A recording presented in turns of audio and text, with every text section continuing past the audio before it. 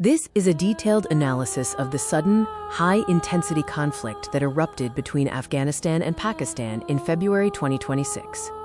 The February 2026 crisis saw the formal dissolution of the 2025 ceasefire, escalating decades of border instability into an open war declared by Pakistan. What led to this rapid escalation?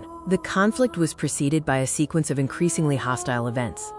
The immediate catalyst was a surge in militant attacks within Pakistan, including a devastating suicide bombing in Islamabad, which Islamabad traced to Afghan sanctuaries.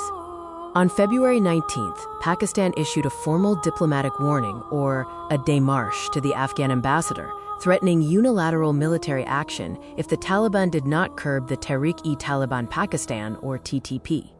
The failure of diplomacy quickly led to military action and a major retaliatory offensive. In response to the militant attacks, the Pakistan Air Force, or PAF, conducted, quote, intelligence-based selective targeting in Afghan provinces, claiming to eliminate 70 to 80 militants. Kabul, however, alleged that the strikes targeted civilian areas. The sovereign violation served as justification for the Taliban's large-scale conventional ground offensive across the 2,611-kilometer Durand Line on the night of February 26th. Pakistan's decisive counter-response marked the official declaration of open war. Pakistan launched Operation Ghazab-ul-Haq, or Wrath of Justice, in the early hours of February 27th. Defense Minister Khawaja Asif declared that a state of quote, war now existed. The PAF targeted the heart of the Taliban's command structure, striking military facilities in the capital Kabul and the ideological stronghold of Kandahar. The conflict highlighted a stark technological and conventional asymmetry between the two nations. While the Taliban possess large personnel numbers, their strength lies in guerrilla tactics. They lack a conventional air force and rely on equipment seized from NATO forces, which is often in questionable operational status.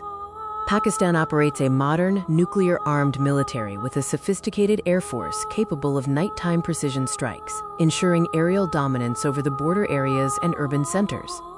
Beyond the battlefield, the conflict has resulted in an intensifying humanitarian and socioeconomic crisis. The conflict has caused significant civilian displacement, particularly near the Torkham border.